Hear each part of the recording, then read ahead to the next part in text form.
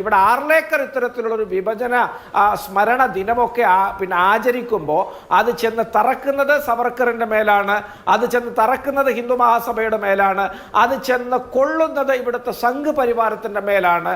ഇവിടെ ഈ ഗവർണർ ഇത്തരത്തിലുള്ളൊരു വിഭജന വിരുദ്ധ ദിനമൊക്കെ ആചരിക്കുന്നതിലൂടെ ഇതൊരു BJPയെ സംബന്ധിച്ചിടത്തോളം ഇതൊരു പിന്നെ മലർന്നു കിടന്ന് തുപ്പുന്നതിന് സമാനമായൊരു അനുഭവമാണ്. ചരിത്രമറിയാവുന്ന ആളുകൾ അത് അപഗ്രഥിച്ചുകൊണ്ട് മുന്നോട്ട് വരുമ്പോഴുണ്ടാകുന്നത് എന്ന് പറയാൻ ഞാൻ ആഗ്രഹിക്കുകയാണ്.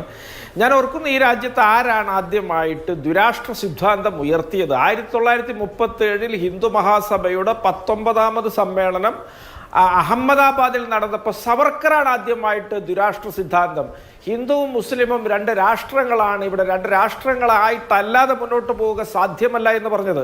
അത് കഴിഞ്ഞ് 3 കൊല്ലം കഴിഞ്ഞപ്പോൾ 1940 സർവ്വേന്ത്യാ മുസ്ലിം ലീഗ് ഒരു ദ്വിരാഷ്ട്ര സിദ്ധാന്ത പ്രമേയം അവർ പാസ്സാക്കുന്നത്. ആ പ്രമേയം പാസ്സാക്കി 3 വർഷം കഴിഞ്ഞ് 1943 നാഗ്പൂരിൽ നടത്തിയ പ്രസംഗത്തിൽ സവർക്കർ പറയുന്നത് ദ്വിരാഷ്ട്ര സിദ്ധാന്തമെന്ന ജിന്നയുടെ വാദത്തോടെ ഞങ്ങൾക്ക് യാതൊരു എതിർപ്പുകളുമില്ല, ഞങ്ങൾ സമ്പൂർണ്ണമായി അതിനെ അംഗീകരിക്കുന്നു എന്നാണ്. അപ്പോൾ ഇവിടെ ദ്വിരാഷ്ട്ര സിദ്ധാന്തം ഉയർത്തിയ സർവേന്ത്യാ മുസ്ലിം ലീഗുമായിട്ട് 37 മുതൽ 43 വഴി 47 വരെ ഹിന്ദു മഹാസഭ നടത്തിയ വ്യക്തമായ ചേർന്ന് പോകലിൻ്റെ കുറേ ചിത്രങ്ങളും കൂടി ഇതിനോടൊപ്പം നമുക്ക് പങ്കുവെക്കേണ്ടതുണ്ട്. 1939 ഇന്ത്യ ഏകപക്ഷീയമായിട്ട് 2ാം ലോക യുദ്ധത്തിൽ ചേർന്നിരിക്കുന്നു എന്ന ബ്രിട്ടന്റെ പ്രഖ്യാപനത്തിൽ പ്രതിഷേധിച്ചുകൊണ്ട് 37 അധികാരത്തിൽ വന്ന പ്രവിശ്യാ മന്ത്രിസഭകളിൽ നിന്നൊക്കെ കോൺഗ്രസ് ഇറങ്ങിപ്പോന്നത്. ആ ഇറങ്ങിപ്പോന്ന തക്കത്തിലാണ് സർവേന്ത്യാ മുസ്ലിം ലീഗുമായിട്ട് സവർക്കറും ഹിന്ദു മഹാസഭയും സഖ്യമുണ്ടാക്കിയത്. അങ്ങനെ സഖ്യമുണ്ടാക്കിയിട്ടാണല്ലോ നമ്മൾ മുമ്പ് പറഞ്ഞിട്ടുണ്ട് ബംഗാളിൽ ഫസലുൽ ഹക്കിന്റെ മന്ത്രിസഭയിലെ ശ്യാം പ്രസാദ് മുഖർജി ഉണ്ടായിട്ടുണ്ട്. അതുപോലെ തന്നെ നോർത്ത് വെസ്റ്റ് ഫ്രോണ്ടിയർ പ്രൊവിൻസിൽ പിന്നെ ഔറംഗസേബ് ഖാന്റെ സർദാർ ഔറംഗസേബ് ഖാന്റെ മന്ത്രിസഭയിലെ MC ഖന്ന, മഹർചന്ദ് ഖന്ന ധനകാര്യമന്ത്രി ആയിരുന്നിട്ടുണ്ട് ഹിന്ദു മഹാസഭയുടെ പ്രതിനിധിയായിട്ട്.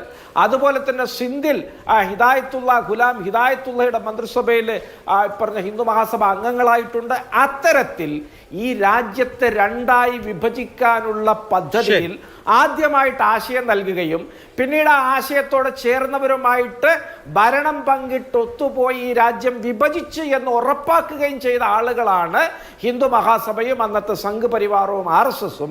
അതുകൊണ്ട് ഇവിടെ ആർലേക്കർ ഇത്തരത്തിലുള്ളൊരു വിഭജന സ്മരണ ദിനമൊക്കെ പിന്നെ ആചരിക്കുമ്പോൾ അത് ചെന്ന് തറക്കുന്നത് സവർക്കറിന്റെ മേലാണ്, അത് ചെന്ന് തറക്കുന്നത് ഹിന്ദു മഹാസഭയുടെ മേലാണ്, അത് ചെന്ന് കൊള്ളുന്നത് ഇവിടുത്തെ സംഘ് പരിവാരത്തിന്റെ മേലാണ്.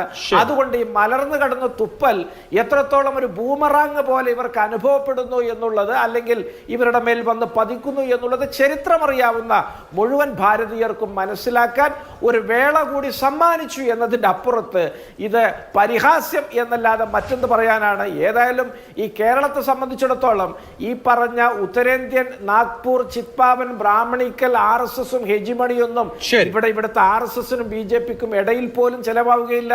ഒരുപക്ഷെ ഇവരുടെ അനുഭാവമുള്ളവർ പോലും ഇതൊക്കെ പരിഹാസ്യമായിട്ടായിരിക്കും വിലയിരുത്തുന്നത്.